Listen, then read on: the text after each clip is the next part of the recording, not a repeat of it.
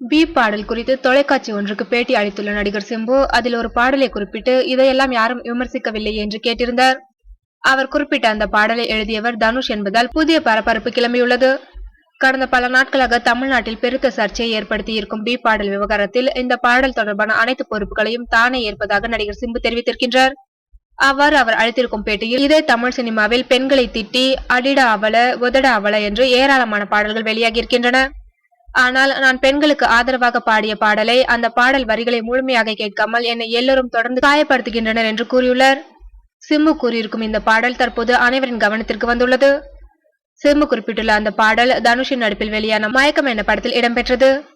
தனுஷை எழுதி பாடிய இந்த பாடலுக்கு ஜிவி பிரகாஷ் இசையமைத்துள்ளார். வெளியான புதிதில் பெண்கள் மத்தியில் கடுமையான எதிர்ப்புகளை இந்த பாடல் சம்பாதித்தது. அப்படிப்பட்ட இந்த பாடலை தான் சிம்பு தற்போது சுட்டிக்காட்டியுள்ளார். தனுஷின் பாடலை குறிப்பிட்டு சுட்டிக்காட்டி சிம்பு பேசியிருப்பது புதிய பரபரப்பை கிளப்பியுள்ளது.